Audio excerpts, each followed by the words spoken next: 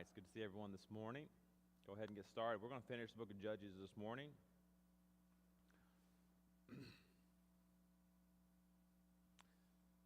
the last Sunday of December, so let me just remind you, and we'll do some things this week to remind you throughout the week, and we'll announce it, and there'll be signs. So we'll make sure that you remember, but just remember that to begin the year, next Sunday, the other two classes, this class, so all the adult classes, and the teenage class that Matt teaches will be combined together for the month of January, because our new schedule for the quarters will begin in February.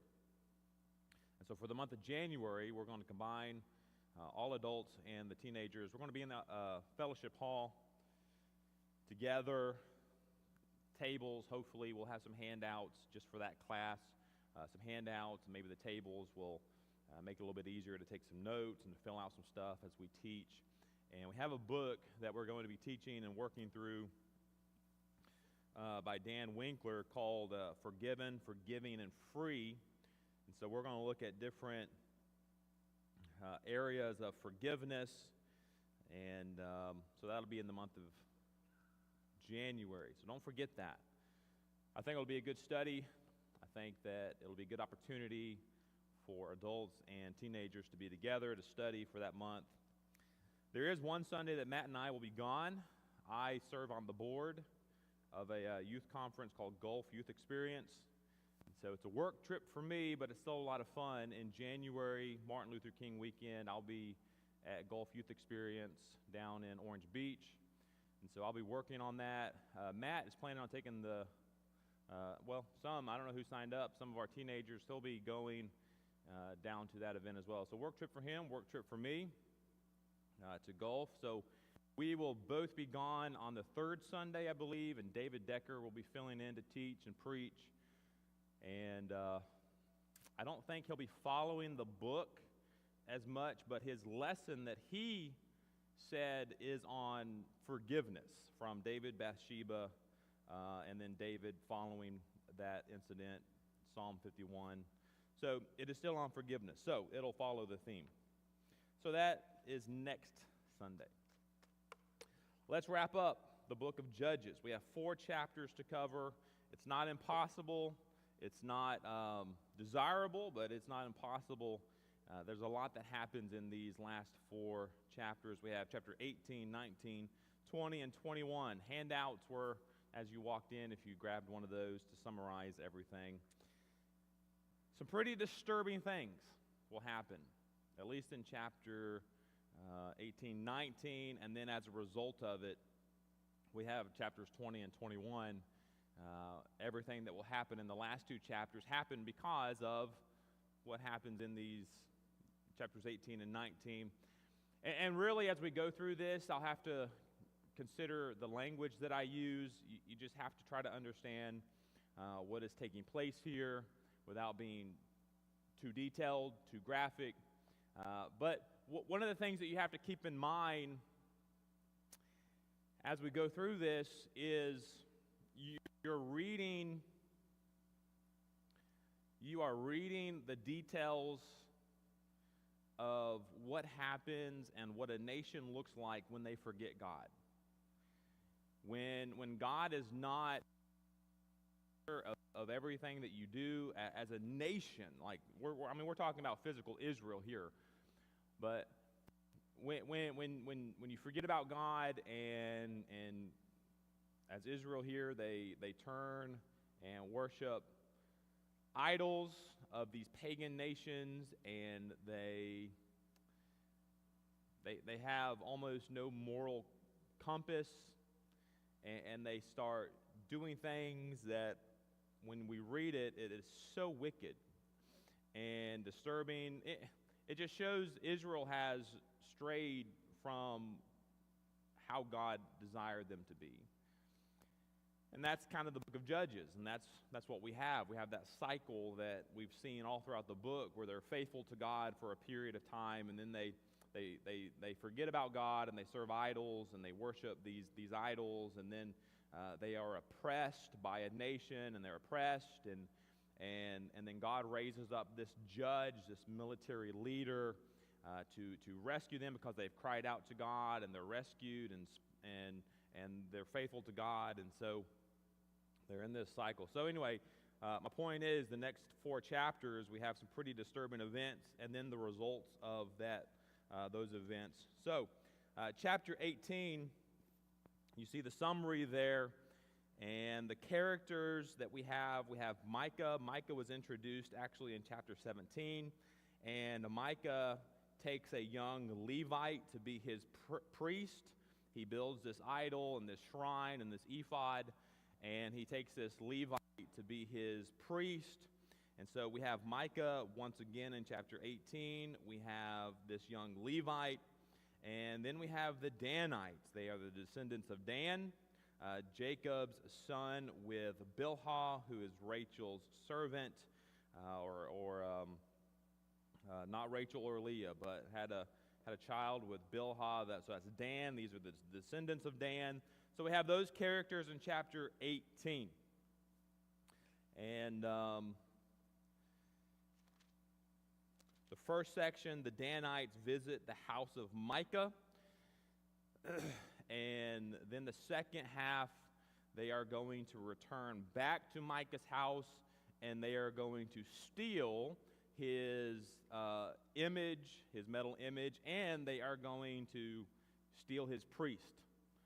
Take the priest away. Instead of being this priest for one man in his house, the house of Micah, come be a priest for all these other Danite people. And so let's consider the events that take place here. We'll read through it. I think once we get to chapter 21 and 21, I'm not going to read as much, but 18 and 19, just really to understand why the war that takes place at the end of the book, why it happens between Benjamin and Israel, you have to really understand the terrible events that happen in 18 and 19. So, chapter 18.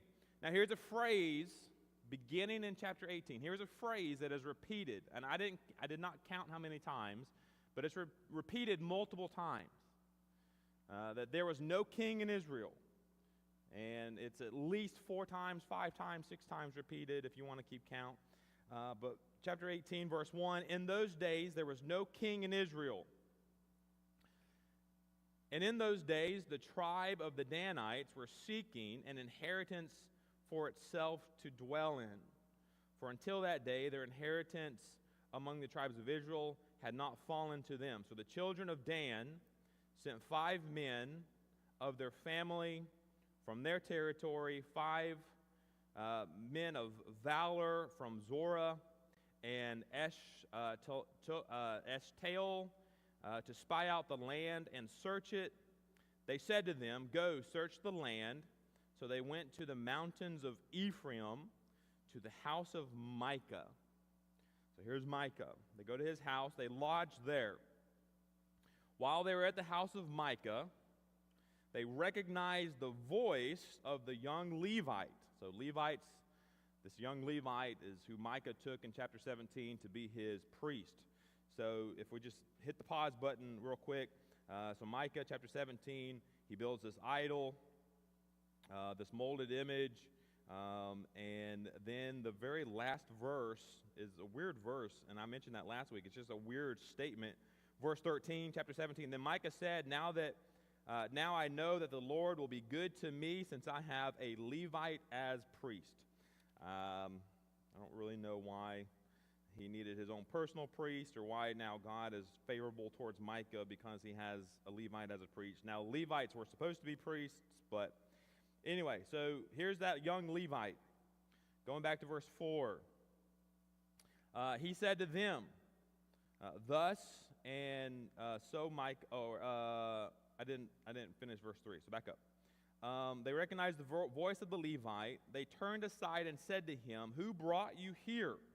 What are you doing in this place? What do you have here? He said to them, thus, and so Micah did for me. He has hired me, and I have become his priest. So they said to him, please inquire of God, that we may know whether the journey on which we go will be prosperous. So these Danites inquire of this priest to go to God on behalf of them and their journey. Is it going to be prosperous for us? Verse 6, and the priest said to them, go in peace, the presence of the Lord will be with you on your way. So the 5 men departed, went to Laish. They saw the people who were there, how they dwelt safely in the manner of the Sidonians, quiet and secure. There were no rulers in the land who might put them to shame for anything. They were far from the Sidonians, and they had no ties with anyone. Then the spies came back to their brethren at Zorah and Eshtaol, and their brethren and said to them, what is your report? And they said, arise, let us go up against them, for we have seen the land, and indeed it is very good. Would you do nothing? Do not hesitate to go and inherit and enter to possess the land when you go, you will come to a secure people and a large land, for God has given it into your hands, a place where there is no lack of anything that is on earth.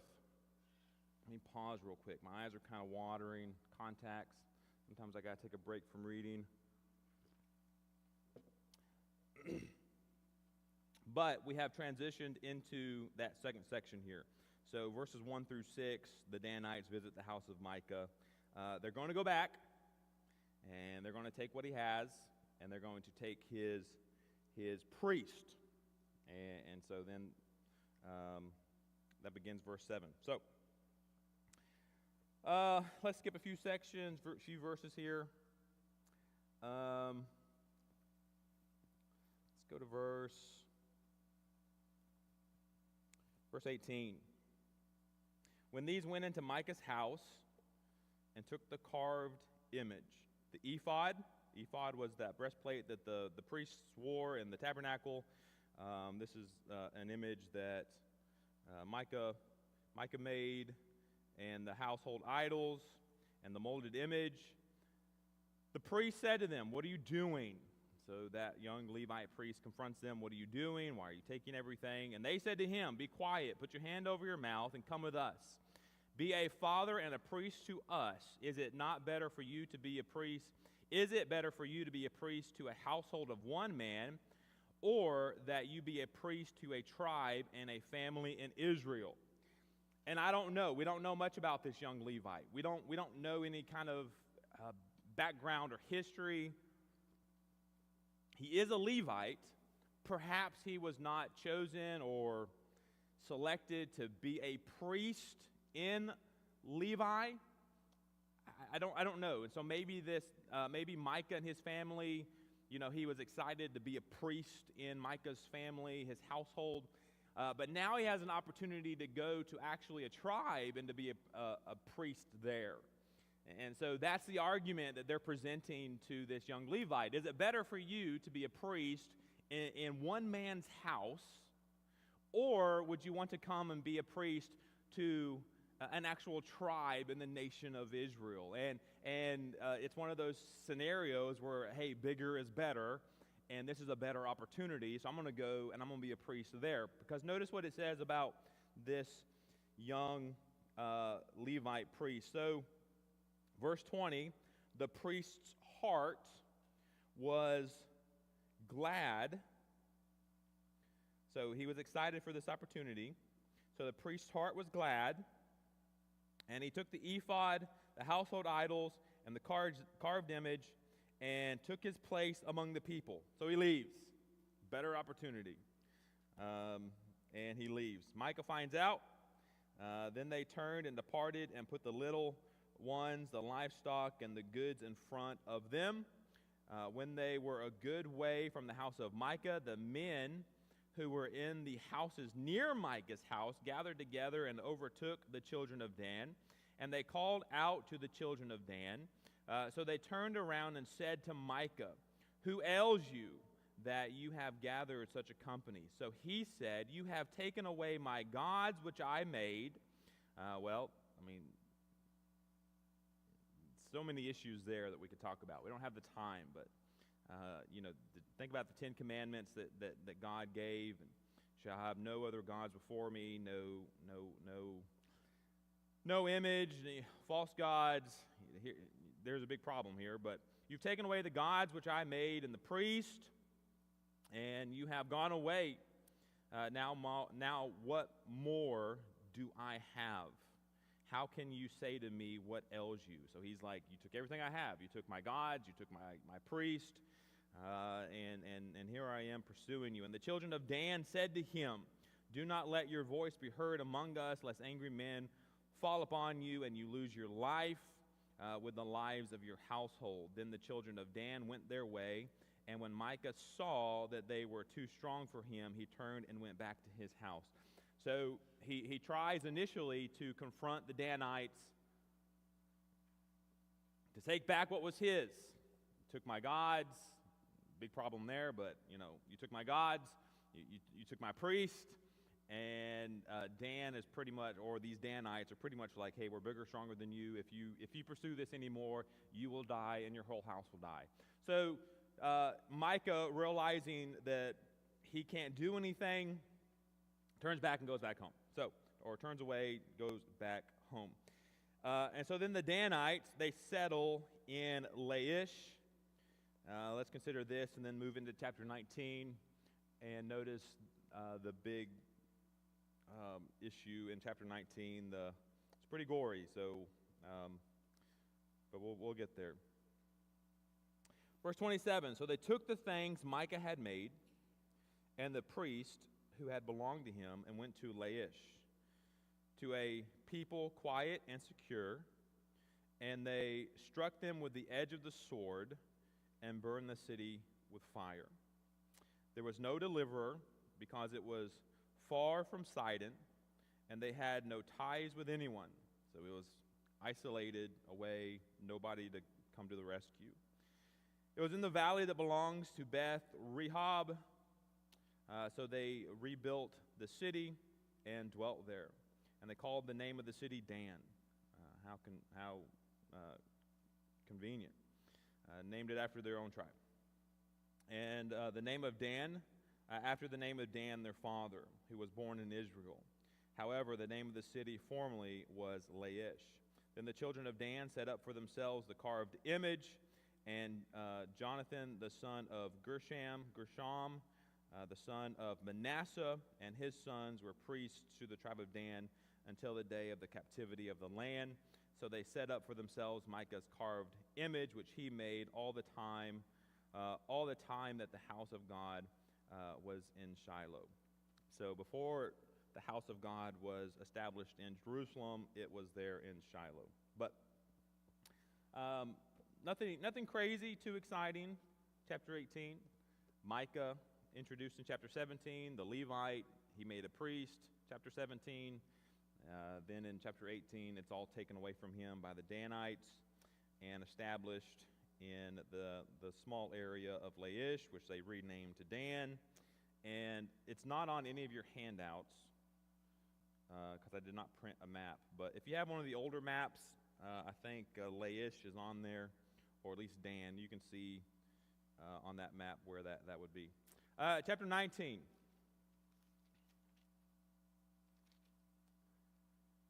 Chapter 19.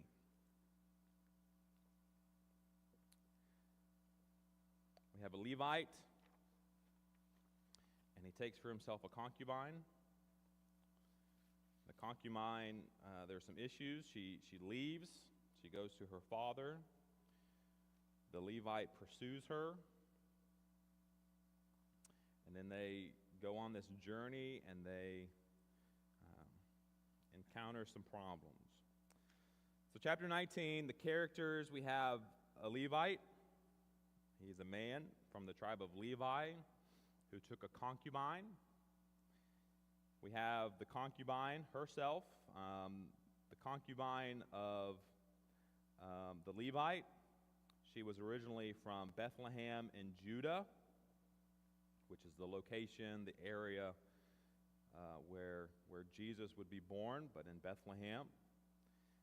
Men of Gibeah. These were wicked men who tried to do immoral things to the visitors of the city, and very similar to another city. So we'll talk about that when we get there.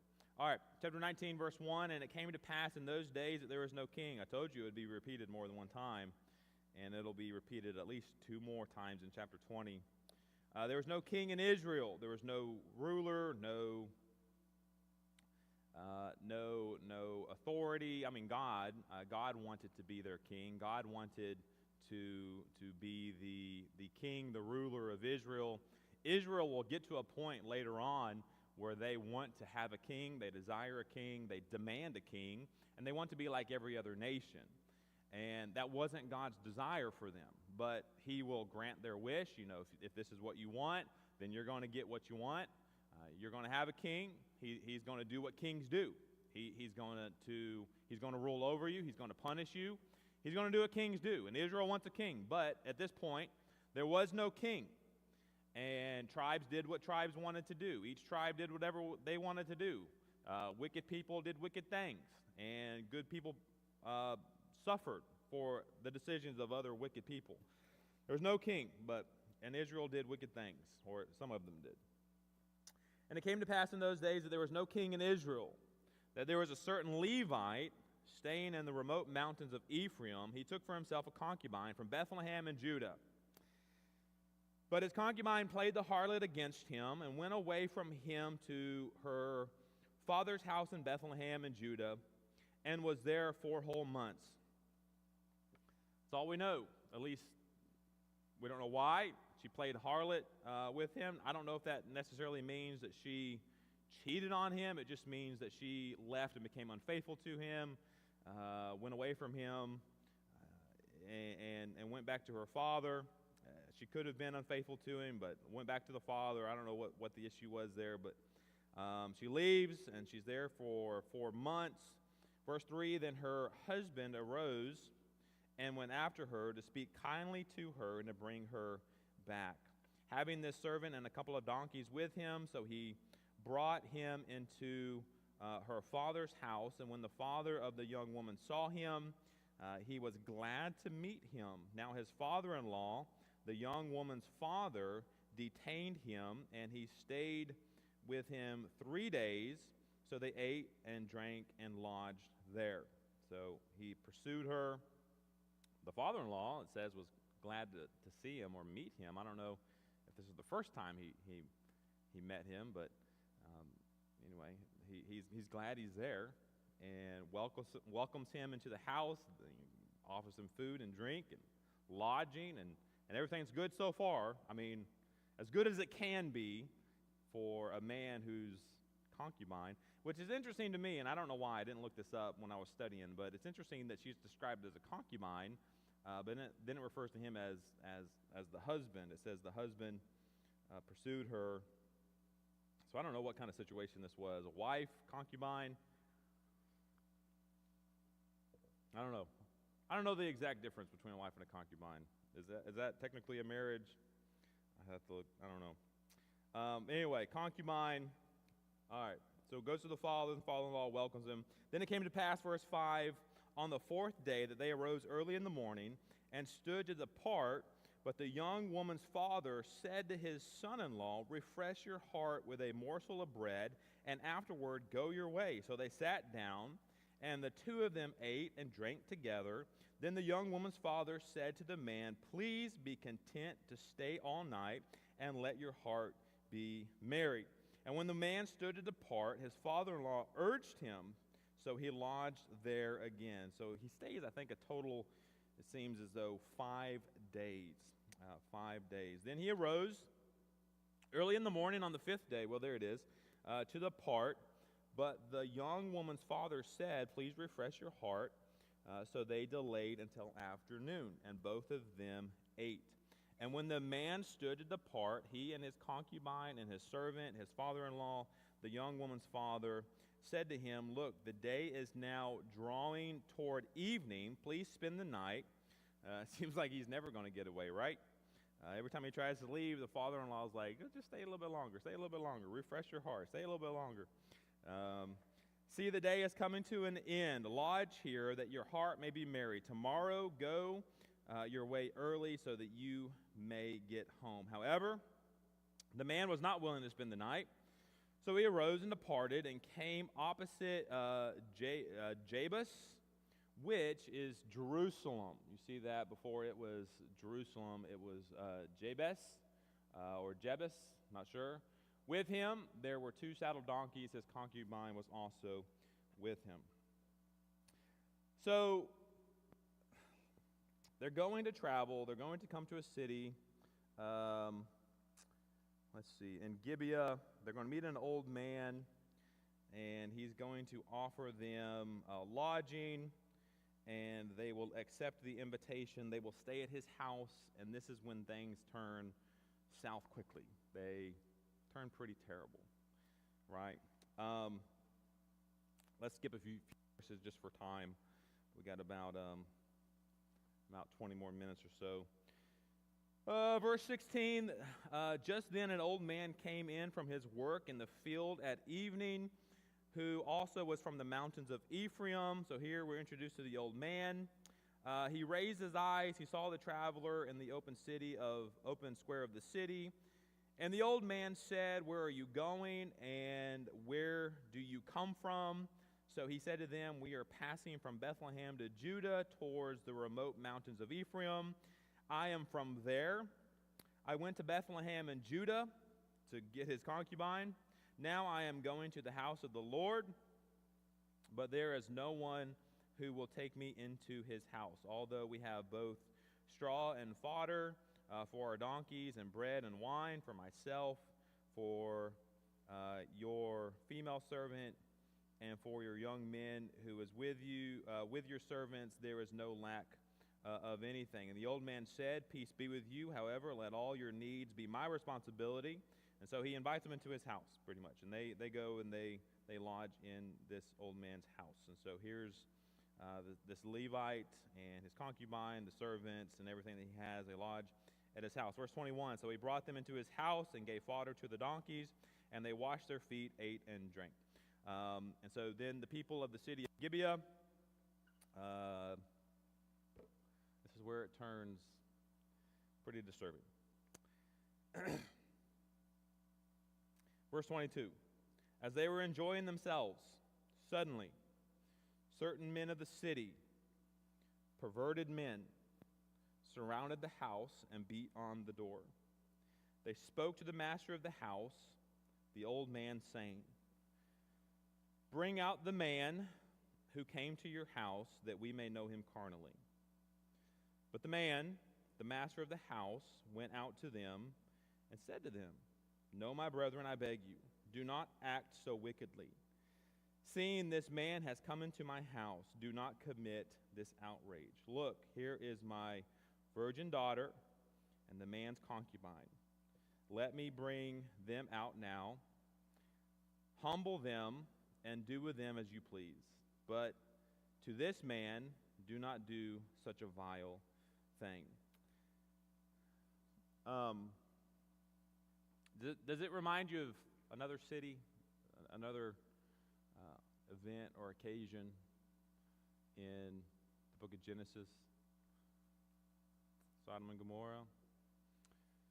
When 3 men went to Abraham and they lodged with Abraham, and then 2 of the men that were angels, the third one I believe was a Christophany, meaning Christ in human form, so Christ. But the 2 angels, they continued to Sodom and Gomorrah because it was told to Abraham that they were going to bring judgment upon Sodom and Gomorrah. And the 2 men go to Sodom and Gomorrah, and they meet Lot, and they go into Lot's house. And Sodom and Gomorrah was so wicked, and the text just proves the point. They were so wicked that they saw these 2 strange men go to the house of Lot. They saw these 2 strangers. Now, we talk about the destruction of Sodom and Gomorrah and that it was destroyed for homosexuality. And it was, but it was just a purely wicked city. And it wasn't just homosexuality, it was perverted to the point that when the city saw two strange men that they had never seen before, they desired to go and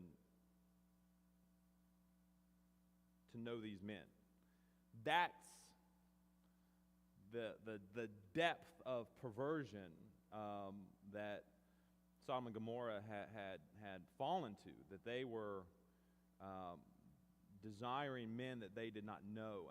And so that it's not just homosexuality, it is, but it's a level that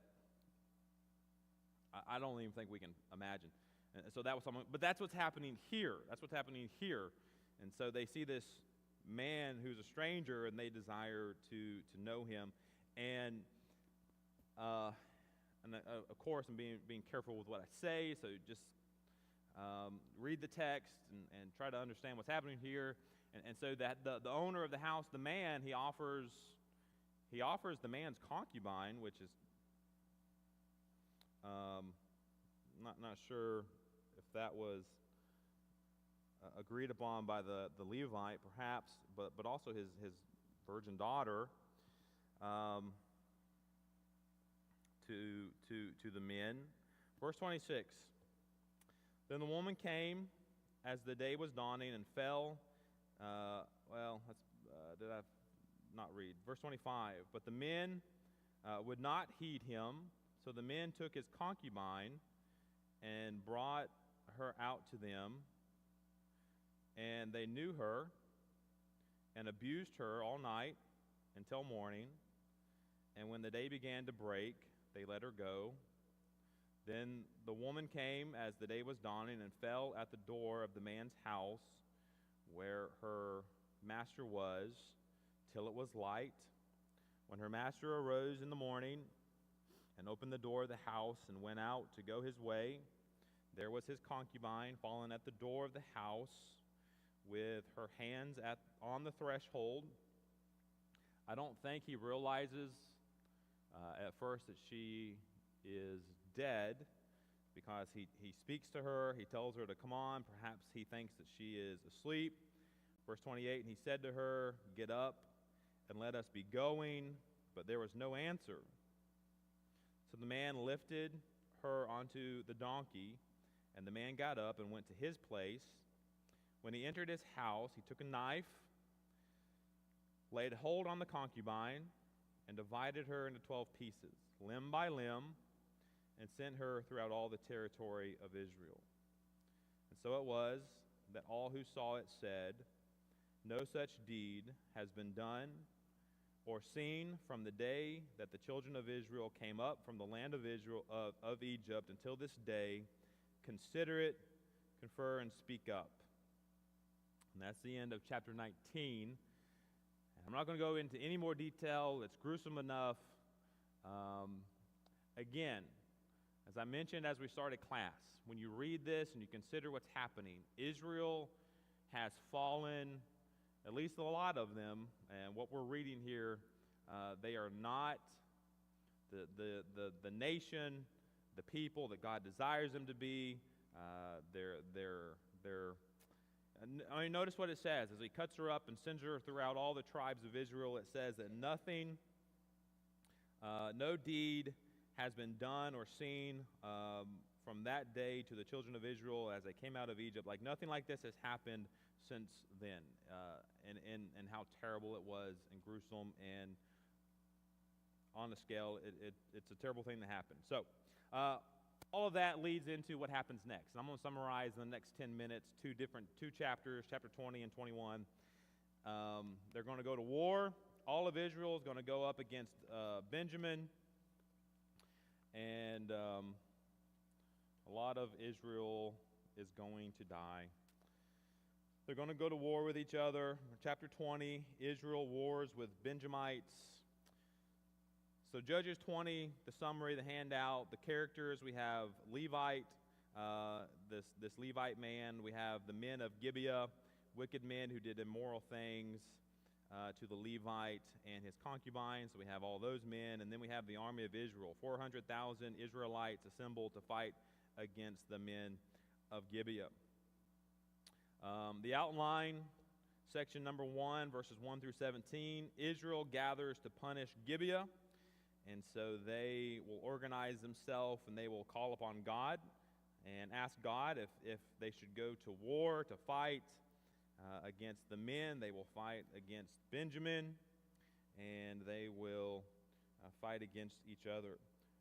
Chapter 20, verse 1, so all the children of Israel came out from Dan to Beersheba, as well as from the land of Gilead, and the congregation gathered together as one man before the Lord at Mizpah. And the leaders of all the people, all the tribes of Israel, presented themselves in the assembly of the people of God, 400,000 foot soldiers. So there is where we have our number. Verse 3, now the children of Benjamin heard that the children of Israel had gone up to Mizpah. Then the children of Israel said, tell us, how did this wicked deed happen? So the Levite, the husband of the woman who was murdered, answered and said, my concubine and I went into Gibeah. So you basically have the account of the Levite man, what happened to his concubine. Verse 8, so all the people arose as one man, saying, none of us will go to his tent, nor will any turn back to his house. But now this is the thing which we will do to Gibeah. We will go up against it by lot. So they will select which tribe will go up first. The first tribe to go up is the tribe of Judah. But drop down to verse 12. Then the tribes of Israel sent men through all the tribe of Benjamin, saying, what is this wickedness that has occurred among you? Now therefore deliver up the men, the perverted men who are in Gibeah, that we may put to death and remove the evil from Israel. But the children of Benjamin would not listen to the voice of their brethren, the children of Israel. Instead, the children of Benjamin gathered together from their cities to Gibeah to go to battle against the children of Israel. So, Benjamin, the tribe, is going against the rest of Israel. Not really the best move, because obviously that's one tribe against 11 tribes. Obviously, they have more people. However, the first two battles, Benjamin will prevail. And they only have 26,000 men, I think, or 20-something thousand men. And so they do good initially, and it gets to the point that the rest of Israel, they're going to question whether or not they need to go a third day. So Benjamin is going to kill enough of the rest of Israel, like kill enough men, that Israel is going to question, should we continue to fight Benjamin? And on the third day, God says, yes, the third battle I will give you victory. And then they will go and kill most of Benjamin.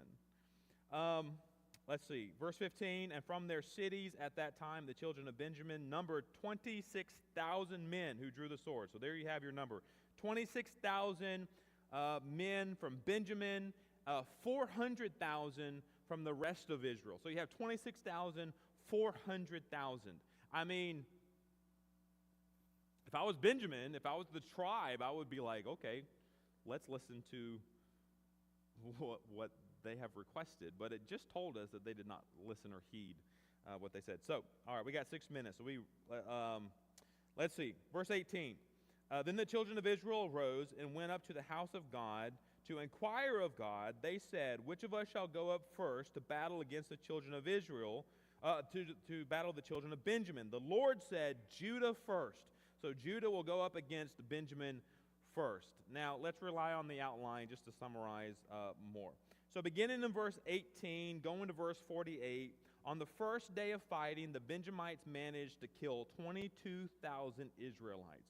So 26,000 Benjamites killed 22,000 of the other Israelite army in Judah. On the second day of fighting, the Benjamites managed to kill 18,000 Israelites. And so after those 2 days of fighting, at the end of the second day, the whole army of Israel went to Bethel and wept before the Lord, and they asked the Lord if they should continue to fight because they've already lost so many men. And God told them that to go fight a third day, and that He will give them the victory. And to really summarize everything else that happens in chapter 20, at the end of the fight, the third day, about 25,000 Benjamites will die. They only had 26,000 to begin with. And so they did not, Benjamin did not fare well on the third day. And let's see, we have, let me make sure I'm not forgetting anything, because this is our last day. Verse 44, and 18,000 men of Benjamin fell. All those were men of valor, so we have 18,000 there. Then they turned and fled towards the wilderness and the rock of Ramon, and they cut down 5,000 of them on the highway, and they pursued them relentlessly up to Gidom, and killed 2,000 of them. So all who fell of Benjamin that day were 25,000 men who drew the sword. All these were men of valor. So Israel's fighting against itself. Israel is fighting against itself. Sad. All right, let's wrap up chapter 21. So there's a problem here in chapter 21. The other tribes refused to give their daughters.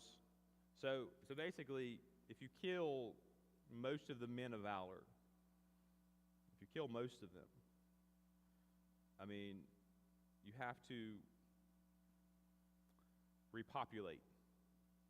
So the men need to marry and have a wife, start families, to repopulate your tribe. Well, if you don't have a wife, well, what if you don't have women to marry? What if there's no women? So the other tribes refuse to give their daughters to marriage. And then they kill all the women. And so basically, there's a situation where the men of Benjamin need wives. They have no one. And the other tribes will not give their daughters. And so basically, Benjamin, the men of Benjamin are going to go steal or kidnap for themselves some wives. And so we got 2 minutes. Notice the 2 sections on your summary there. The men of Benjamin need wives. There's an explanation there, verses 1 through 15. After nearly exterminating the tribe of Benjamin in war, they realized that their impact may have been a mistake, or their pact may have been a mistake, that they would not listen to what Israel had said. The remaining Benjamite men did not have any women to marry. And so they're going to verse 16 through 25. They're going to go up to Shiloh, where an annual feast to the Lord was held, and they're going to lie in wait until the young women of the city began to come out and to dance. When the dancing began, each man was to kidnap a wife for himself and to carry her back to the territory of Benjamin. The leaders of Israel promised to make amends with the fathers of the girls who were kidnapped. And so the book of Judges ends with the following statement, and it's a statement that I told you to keep count of. This is at least the 3rd time. I think it's mentioned more than 3, but this is the 3rd time. It ends, verse 25, in those days there was no king in Israel. Everyone did what was right in his own eyes. So, anyway, it's hard to cover 4 books or 4 chapters in the book of Judges. There's a lot of details, a lot happening. And Israel's not in a good place. They've done some pretty wicked things. They've sinned. They have idols. And now they're fighting against each other. And they almost killed the entire tribe of Benjamin. But Benjamin did pretty good the first 2 fights, which makes me wonder, and it doesn't say this, but the tribe of Benjamin was known for being left-handed people.